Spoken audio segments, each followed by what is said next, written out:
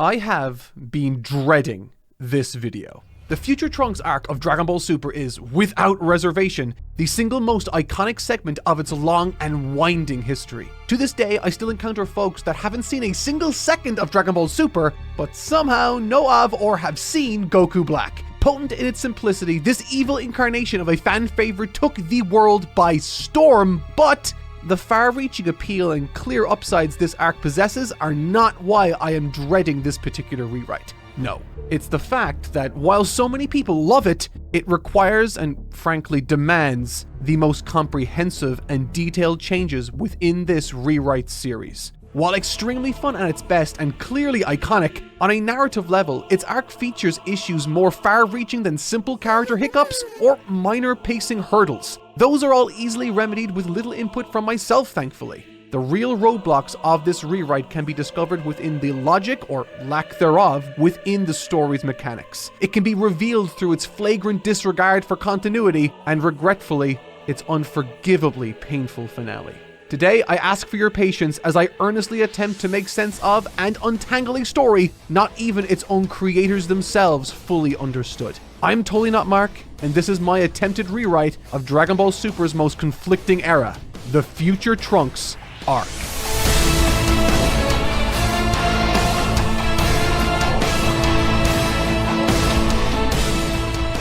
In the original version of this arc, episode 47 acts as the cold open to this story. And in truth, this is still one of my favorite episodes from the series, including Dragon Ball Z. What makes it so special is ultimately what sets this arc apart from every other arc in the series: its genre. Unlike any other part of the show, in addition to it being a martial arts comedy, the Future Trunks arc is a mystery thriller. And that very first episode encapsulates that sense of mystery right away, with Trunks sneaking around the city and the subsequent reveal at the end of the episode. From start to finish, this was a gripping affair and forced us all to ask questions time and time again.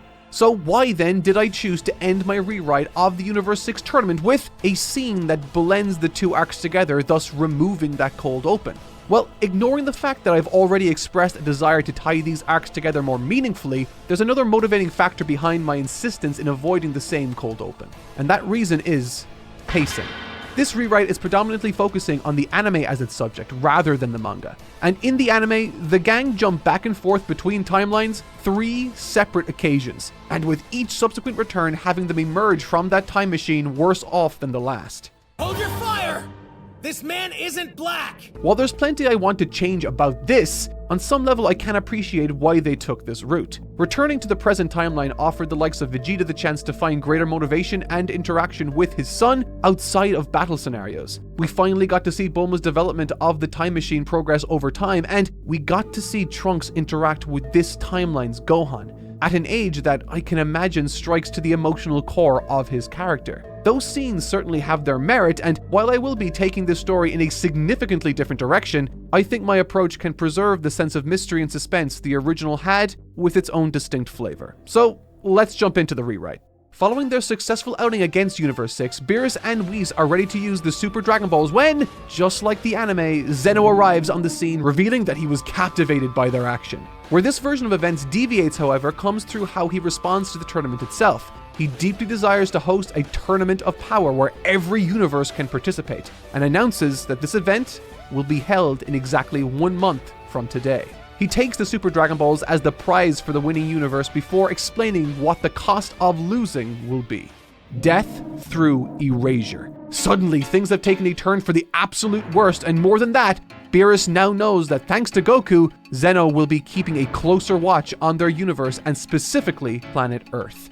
This is the moment Bulma's distress signal is received by Whis, and they all move to make it back quickly. Because they are so far away, Bulma asks Kid Trunks to quickly locate Yajirobe's energy and fly towards him in order to pick up some sensu beans for the now downed Future Trunks. He explodes off the mark with impressive speed, the camera pans to Trunks' unconscious face, and it's here we now see his side of the story, opening with the years he dealt with the prevention of Majin Buu's resurrection. There will be a few changes made to this version of events also, by the way, most notably the fashion through which Kibito's eventual passing serves the story, and Shin's eventual death. Yep, you heard me, Shin dies. During the battle with Dabura, understanding what victory demands, Shin takes off his earrings before handing them to Kibito. He says, "Use these if necessary. Understand? Right now, the hope of the universe rests on that young man's shoulders." The battle is hard fought. Kibito suffers a mortal blow, but with Shin's leadership and eventual distraction through noble sacrifice, an opening is created for Trunks to deal the deciding blow on Dabura and Babidi,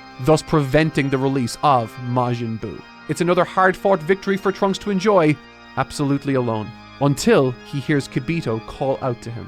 Realizing what Shin's death means for the universe and recognizing Trunks' virtue, with the little life Kibito has left, he passes on what little he can in order to protect the life Trunks has sworn to defend. He summons a case. This case contains the earrings Shin took off and one lone ring. In a sign of respect for his sacrifice, Trunks places the ring on his hand and returns home, unaware of the potential power it holds. From here, we can skip forward to the events of episode 47, where things play out as one might expect until future Bulma meets her end. Until now, none of us have seen what this Black character actually looked like. All that's on Trunks' mind right now, however, is to not let his mother's sacrifice be in vain. He must escape to the past one more time. It's their final hope. As we all know, episode 47 concludes with the now iconic close-up and reveal shot of Goku Black. And while I know this will likely be the most divisive creative choice in the video, I want to take a leaf out of Sparking Zero's playbook and substitute Goku Black for Gohan Black. Yes, my holy purpose is to make Mark's editors' lives a nightmare. Esto es el fin, amigos. With just how much I've been having to delve deep into the ins and outs of Dragon Ball lately, you've no doubt noticed that I've had to reference the original Japanese manga more and more. Now, for those of you who don't know, back in 2017, I actually lived in Japan for a bit. And in addition to all of my studying, it was the absolute immersion of it all that really upped my understanding of the language. Which is why I have found the partner of today's video, Rosetta Stone, so helpful in relearning what I thought I lost over the years. They have this really cool dynamic immersion approach, which is effectively you listening to a native speaker deliver words and then you match those words up to the pictures. And then throughout the lesson, those words start to, well, become sentences. Juice. And over a surprisingly short amount of time, you actually begin to pick up on how the language itself functions. It's honestly pretty engaging because at the same time, you're being asked to speak those words out loud. So you're simultaneously building up your knowledge of the language while also perfecting your accent against a native speaker's. The lessons themselves are nice and short, which honestly suits my bird brain, but are perfectly suited to my hectic schedule also. I can spend 10 minutes practicing on the app while my dinner is cooking, and even if I don't have the time for a full lesson, there's also the full Japanese alphabet for me to study in the meantime. Now, of course, Japanese isn't the only language they have on offer. There are currently 25 languages available to learn right now. So if you're planning a trip or just looking to pick up a new skill, I strongly recommend you give this one a shot. And here's the best part. You can get over 60% off a lifetime subscription using my link in the description down below. Just one payment and you're set for wherever your language journey takes you. Whether for yourself or maybe even for a loved one this holiday season, Rosetta Stone is ready to help you. The links are in the description, the QR code is on screen. Whatever works for you, you know what's best to do. Within the rest of this rewrite, my reasoning will become very apparent for making this decision, but in short, Gohan's character is intrinsically tied to Trunks' story. The history of Trunks is awash with tragedy and regret, and more than anything, I think the inclusion of this character in place of Goku Black frees up room and possibilities for an ending that doesn't need to rely on ass-pull power-ups or rug pulls to be impactful. It will be the ending Trunks deserves.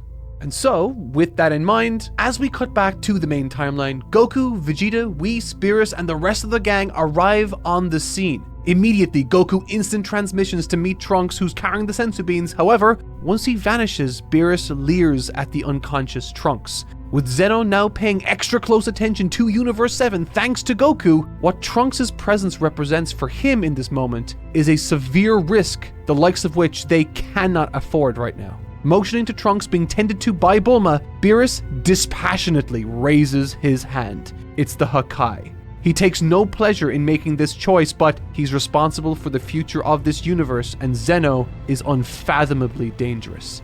And as his mouth begins to shape the start of that destructive phrase, resolute and unflinching, Vegeta moves in front of Beerus. Pressing his head against his stone-cold paw, Vegeta's eyes tell the god of destruction everything he needs to know.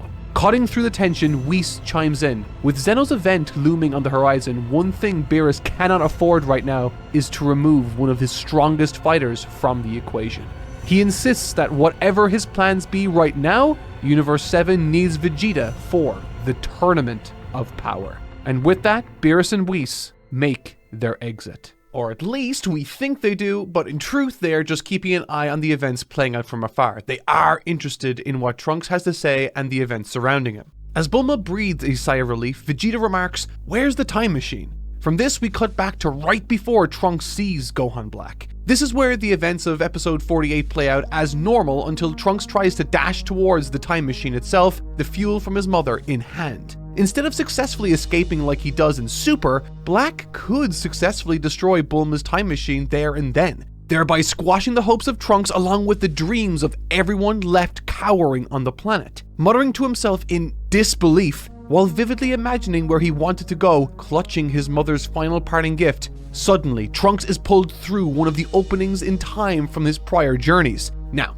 okay, a lot to unpack here, and look, maybe some of you might not like it, which is fine. In the original story, there wasn't anything wrong with how he got to the main timeline, but looking back over it for this rewrite, I did see what I thought was an interesting possibility to create more tension.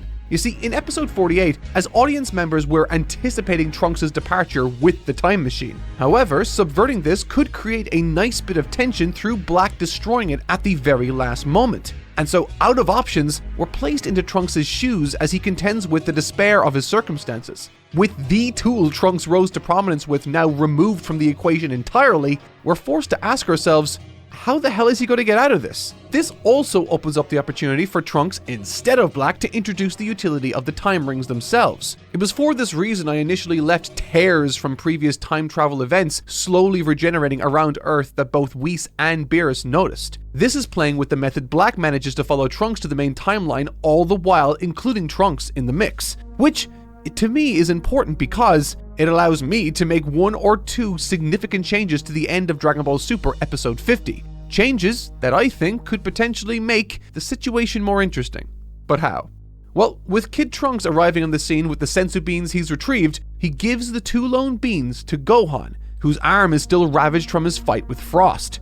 Once mended, Gohan makes his way to Trunks, using the final bean to resuscitate him. As Trunks awakens, with the visual of an adult Gohan looming above, Trunks lashes out both in shock and fear. From here, he can explain what happened, which impresses the severity of the situation onto everyone. But okay, that's not what people remember episode 50 for. It's Goku versus Black. And rightfully so, it is an awesome fight, and I love the atmosphere of it all. But I think instead of having another Goku fight here, I could give Gohan a chance to stand against his doppelganger. This could of course offer plenty of opportunity for unique character interactions between Black and Gohan, where Black could show that he seems to possess a clear understanding of what gets under Gohan's skin, taunting him, jeering him, and in the process gaining the upper hand. Instead of a dominant performance from Goku over Black, I'd like Black to gain the upper hand over Gohan only for Gohan to then step in. And it's here I want something to happen to Trunks. You see, in episode 50, once Goku starts to gain the upper hand over Black, he was bailed out suddenly by a perfectly timed portal dragging him back to the past. However, because Trunks entered before Black with the time ring in this rewrite, it's Trunks who's dragged back against his will through the rip in time he came from. Taking this opportunity, Black eyes up Trunks' ring and makes a calculated retreat alongside the desperate Saiyan to their timeline. Spat out into the cluttered ruins of Capsule Corp, now back in the future timeline, Black emerges from behind a crumbling wall, grabs Trunks by the hand and says, "No escapatoria trahidi banya," destroying the ring around his finger. Confused and visibly shocked, memories both distant and recent race through Trunks' mind. Visions of his mother dying before his eyes begin to flash. Haunting thoughts of how he found his former master lying motionless color the screen before returning to Black staring down at him with the sadistic smile he's famous for, when suddenly, the world is enveloped in a blinding flash of light. It's Gohan. It's at this moment we realize that in addition to Black making his exit with Trunks, Gohan too gave chase. In the original, because Black was the only one being forced to exit, there wasn't the same motivation. Everyone just looked on with a dumbfounded expression as the bad guy was taken away. But this is Trunks we're talking about. Perhaps someone, maybe Gohan, could make an emotional split-second decision out of consideration and care for his friends, choosing to intervene. It's not like Gohan hasn't done that in the past. Now, I know that this might not be for everyone, but I think it can offer an interesting chessboard for the story to play out on. Fracturing the group in a way that keeps tensions high, grants profound urgency and motivation to those left behind in the past, all the while acting as an elegant means of stopping the time-hopping back and forth business I complained about earlier. Oh, and my personal favorite, it reunites two exceptionally interesting characters, Gohan and Trunks, that can now go on a tense but thematically exciting journey of survival together. One that's in line with Gohan's character and his journey within the story, all the while offering Trunks a spiritual and thematic second chance to make right the events that have haunted him his entire adult life. Okay, whew, goddamn, I am only after discussing my vision for the beginning of this, and how much time has passed? Okay. Already, this is by far the most challenging writing exercise out of the few I've attempted, but with that said, there is still one hurdle standing between me and the finish line of this video, and as it happens, it is an area that does have a certain level of objectivity to it. I need to, somehow, use the established mechanic of time travel in Dragon Ball to place the chess pieces where I need them for the ending, while trying to make sense within the logic of the series, while, I must emphasize, trying to make sense within the logic of the series. You have no idea how hard that is. Sorry in advance for the next section of the video. Trying to solve the impossible problem.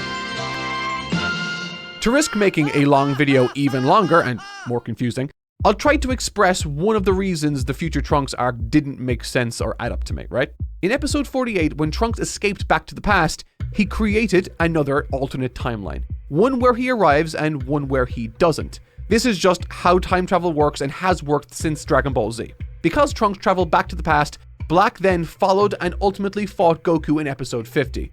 This is important because it gave everyone, including Beerus and Whis, the chance to sense his energy. Later, Goku fights Zamasu in person. This is supposedly the event that creates Black. Because Zamasu's psychological state was already compromised, being bested by Goku tipped him over the edge, ultimately leading him to desire Goku's body, not in that way, to enact his grand plan. This is relevant because Black necessarily cannot exist without these scenarios playing out. Now, as confusing as that might be, the problem here isn't Black creating himself, or at least not exactly. The problem is that the timeline that Black is from is one in which he met Goku due to him being investigated. Not before, not after, due specifically to him being investigated. And this is an issue because in the timeline Zamasu is investigated, it has to lead to this. Alright, so the current main issue is the Zamasu from the main timeline that Beerus ultimately Hakai's somehow has to play a role in this story.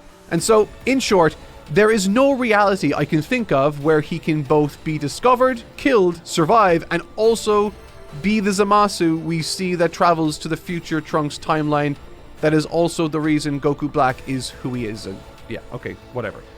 So, here's my solution. While Bulma reveals she kept Cell's old time machine from long ago, let's rewind the clocks back one more time. No time travel this time, I promise. And let's make it so that Gowasu, being a big GodTube fan, was following along with the events of the Universe 6 tournament. Inspired by the honesty of Gohan, the valor of Vegeta, and the poise of Son Goku, Gowasu cites all of them as examples of humanity's merit to Zamasu, who seems to be slipping down a morally dubious path of late. In the Super Anime, to address Zamasu's turmoil, Gowasu brings him to some random planet with those weird monster creatures. Instead of that encounter, Gowasu decides to take his troubled protege to Universe 7. Arriving on the world of the Kais, they meet Shin, Kibito, as well as Beerus and Whis, having arrived from Earth moments prior. There, he explains the critical issues Zamasu is having and requests that he see how Goku, Gohan, and Vegeta came to be who they are. From here, Gowasu uses the time ring, guided by Shin, to be taken along a compelling view of the most pivotal events in Dragon Ball's history. The climactic battle between Goku and Vegeta, the exciting adventures of Namek, and the choices made by Gohan, Goku, and Vegeta all throughout. Gowasu will point to the significant moments of virtue in Goku's character, particularly during the conclusion of his battle with Frieza. Faced with the grim reality of who he was dealing with, Despite almost losing himself to the anger of the Super Saiyan, Goku took every precaution to save Frieza's life, emphasizing that no matter who you're dealing with, there's always a chance that there can be a life that's worth preserving. But then...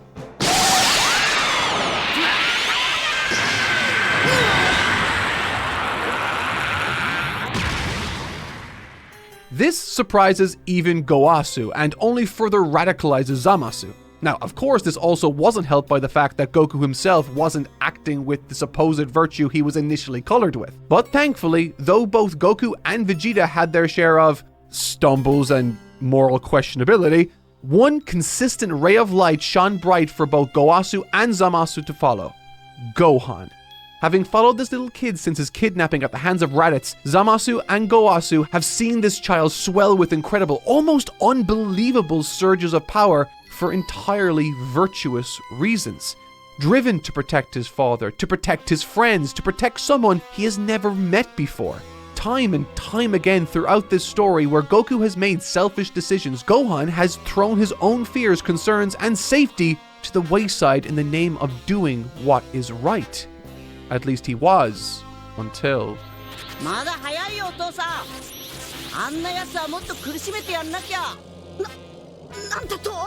even this virtuous little one couldn't avoid ego. Surprised by this, Goasu looks on, but that's not what Zamasu has taken from this lesson. Instead, it's the staggering level of strength and latent potential Gohan has demonstrated over his short lifespan. If this is what he can do at such a young age, imagine what's possible now at present day. Alright, so far so good. Looking at his history, Zamasu doesn't see heroes, but instead validation for his own budding hatred for mortals. Initially disillusioned, he becomes inspired once he witnesses all of what Gohan and his potential could accomplish. And what's more is, as a result of these travels, he finds someone to target: Trunks, for tampering with the natural order of things. Through intervening in the realm of the gods, he prevented the androids and Cell from killing every last person on this planet, as he believes they should have on his timeline. Motivation, plan, target. Great! There's only one problem. So, as I said, the issue with Super's original vision was that the only way Black could be conceivably created was through Zamasu being investigated and subsequently discovered and killed. And so yeah, this is an issue because if he's dead, he can't exactly be the Black we see in the future Trunks timeline, now can he? Thankfully, however, I have a solution. And my solution is Zamasu dies. Thanks, hold your applause.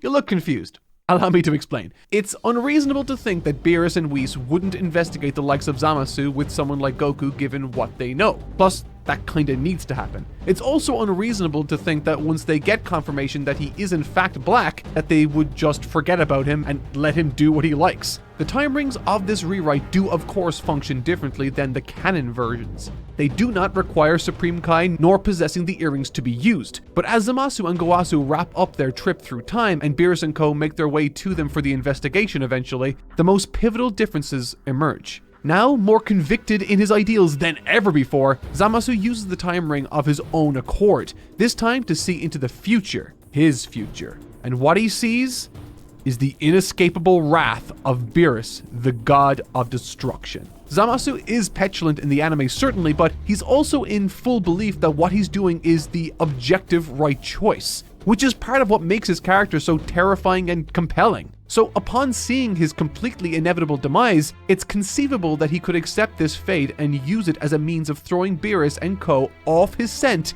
while ensuring his zero mortal plan gets to play out successfully. The time rings as we see in the anime come in a box, with a silver one denoting the main timeline and then several others to denote the existence of other timelines. One of those, of course, is the timeline future Trunks comes from, with its Z-fighters comparatively ravaged by the androids. And so, with the little time he has left, Zamasu steals that corresponding time ring and travels to that reality himself, meeting up with a future Zamasu. From there, he is able to take future Zamasu on the same journey he went on, instilling within him 3 important beliefs. Number 1, all mortals must be quelled. Number 2, Beerus as well as the Z-fighters are the greatest threat that could possibly stand in his way, and they are all already dead here.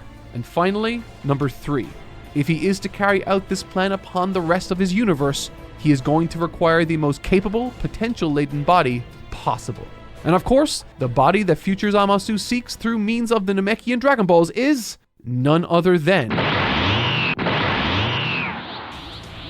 Though our original Zamasu eventually returns to his timeline and meets his inevitable fate at the hands of Beerus, the dominoes he set are already falling. Future Zamasu revives Gohan and subsequently wishes to steal his body. From there, he sets out to begin his zero mortal plan, starting with perhaps the only planet that could possibly stand in his way, future Trunks' Earth. Whew, Christ, okay, there we go.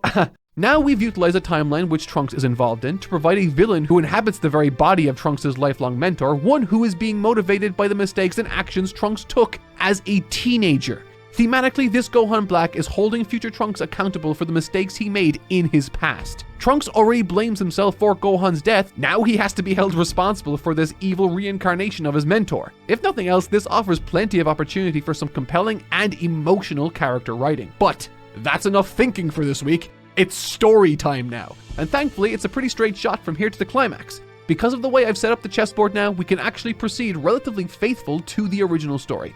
The word relatively is doing a lot of heavy lifting, but I hope you appreciate my effort.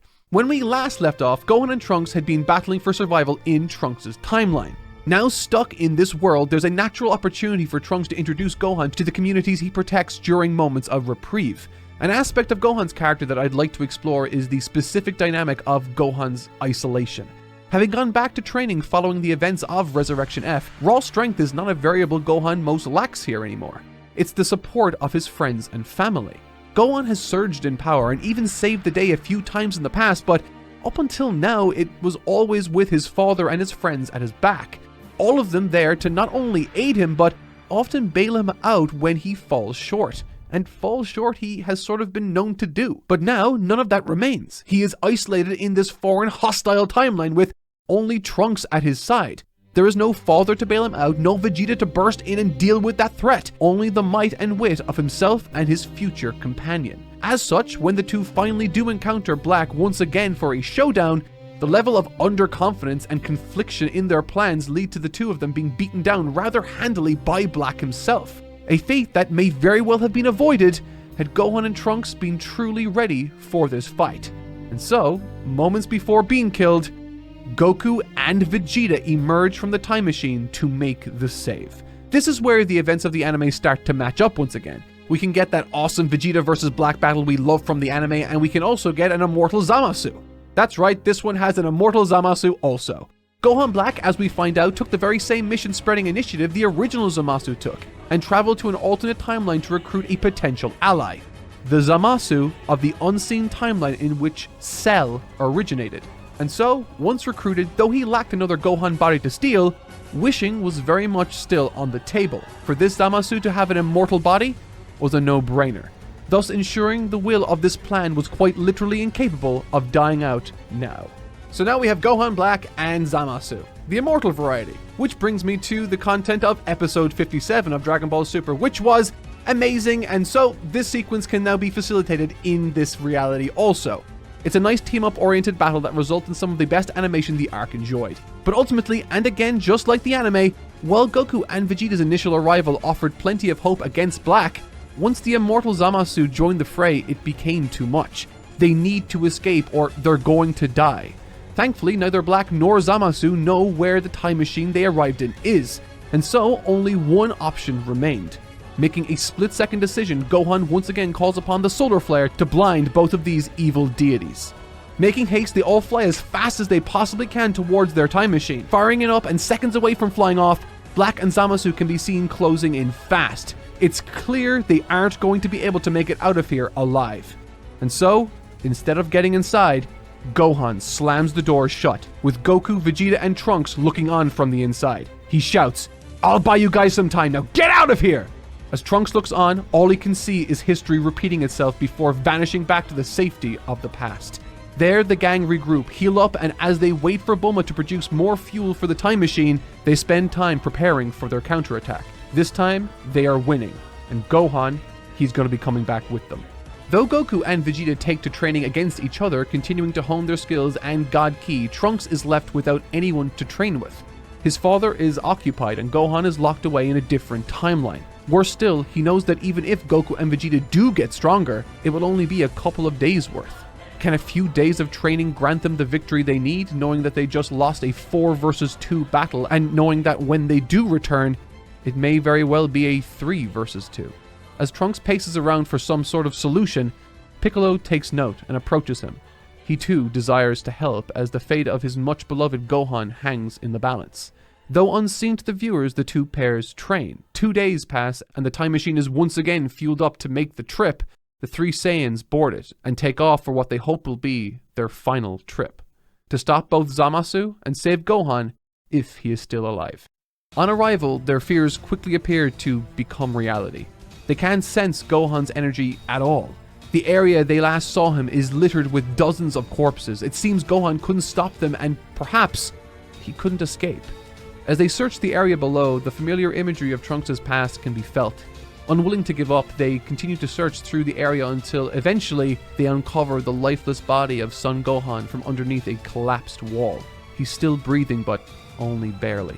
Trunks feeds him the only sense of being they have left, and with that brings him back from the brink of death. Once he's back up, Gohan recounts his experiences from the last 2 days. As it happens, it looked very similar to Trunks' time surviving against the androids, before his mother first developed that time machine. The two hunted him down, with Gohan only barely managing to escape death by the skin of his teeth each and every time. Each fight, by force, drilled Gohan's strength and fighting instinct back into him, but also served to do the same for Black.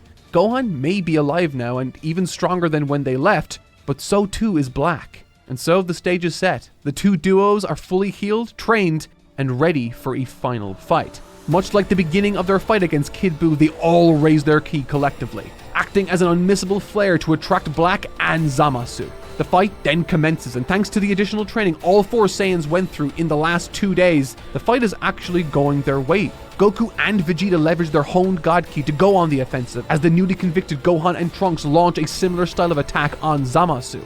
Just as you'd expect, there are team-ups, father-son Gallic guns, father-son Kamehamehas, and all sorts of switching around and teaming up that is just so fun to watch. With Black and Zamasu now recognizing that they are facing enemies far more formidable than they last encountered, they conclude that they must now fuse. And so, Fuse Zamasu is born. And with this birth, so too do the tides immediately shift. What was initially a slow fight of attrition that seemed to be tilting in their favor has now turned into a downright onslaught. Out of options and almost out of energy completely, Goku takes the opportunity to instant transmission away for a moment of reprieve to discuss potential options. And it's here Trunks explains what he has: 2 Potara earrings, gifted to him by Shin and Kibito because they saw nothing but hope and virtue in him. Goku and Vegeta's eyes widen. This is how we're going to win, they think. And with that, Vegito Blue is born. Maldito v House of Brozo. As you'd expect, the battle plays out much like the anime. Vegito Blue is much stronger than Fuse Zamasu and manages to pummel him down to a mere fraction of his previous strength. Now weakened and deformed, Zamasu's fate seems grim when suddenly the Potara fusion runs out of time and they split. Out of trump cards, and with Zamasu completely and utterly enraged, we enter the climax. Despite the hours I've put into this story to restructure and solidify the logistics of its inner workings, I know for a fact that there are people who love this story who won't care at all. Simply because people don't really remember what you said, they remember how you made them feel. And the Goku Black arc was a thrilling, suspenseful, and exciting weekly mystery for us all to tune in and enjoy. No amount of attempted logic or restructuring can replace that. But if there's one aspect of this arc that even the most diehards are critical of, it's the finale. My hope is that this version I've produced does not repeat those same mistakes. Now out of time, with their fathers drained from the fight, it is now up to the 2 young Saiyans to master their own fate and finish this fight. Their fight! The disparity between Gohan and Trunks' strength is much larger than before, but Trunks has a plan. A last-ditch Hail Mary strategy that can maybe, just maybe, keep the both of them alive. From here, we cut to Fuse Zamasu's perspective, where out of nowhere, in a huge eruption of energy, Gohan surges towards him with his entire soul and might. Pouring everything he can into this final flurry, Gohan's raw energy burns like a supernova, utilizing every single bit of strength, potential, and honed skill he has to put up a legitimate fight against this weakened Zamasu, if only for a second. It is an effort that is highly formidable, but once Zamasu realizes Gohan cannot keep it up, then things start to look bad. Trunks is nowhere to be found. It's as if Gohan just decided to go at it alone again. As Gohan quickly begins to fatigue, the fight shifts in Zamasu's favor, until eventually, the only thing Gohan can do is charge one final Kamehameha. And when Zamasu sees this stance, he recognizes this stance. He's seen how this goes in his time-traveling journeys. And utterly confident in his superior strength, responds in kind as he begins to charge his own super Kamehameha. The clash to decide the fate of the universe is about to take place when suddenly, right as both blasters are prepared to fire, Gohan's aura fades, and the light from his palms gives way to a scream bellowing the words from afar, Mafuba! Through Piccolo's tutelage, Trunks with his hands in the air engulfs this tyrannical god, twisting him in the air just long enough for Gohan to quickly retrieve their prepared vessel and ensure Trunks cannot possibly miss his target, no matter how little practice he's had with this technique. With the skills and efforts of both Saiyans now joined, Zamasu was successfully sealed into this vessel, and now Trunks himself can say that he's finally been able to save his beloved mentor from a gruesome death. For Gohan too, he finally managed to regain much of his fighting spirit and took on the greatest threat the universe had ever seen, without his father needing to push him that last mile. And so finally, now free of fear, guilt, and regret, both Trunks, Mai, and the rest of the survivors on Earth can now start to rebuild anew from the ashes. For Goku, Gohan, and Vegeta, they now are more complete versions of themselves, which is convenient because what awaits them is the Tournament of Power. During this video, I spoke a lot about how challenging this script was to conceptualize and write. And boy, was it exceptionally challenging. So much so, I found myself pacing back and forth in my room late at night, drawing diagrams to try to make sense of and to test for other possible solutions. But by far the aspect I've recently struggled with the most, to an unhealthy degree, I must confess, has been my inability to meet my own expectations. This isn't perfectionism talking, by the way. In fact, you could probably say it's the opposite. I try not to make a habit of saying this too often, but whatever someone might say in a negative light about me as a person or the work that I put out, it never comes close to the way I feel about myself. Whenever I release a video and folks don't like it, that validates my own feeling about my own work. Whenever a video does do well, then I think I just got lucky. It's irrational, but I've always been that way.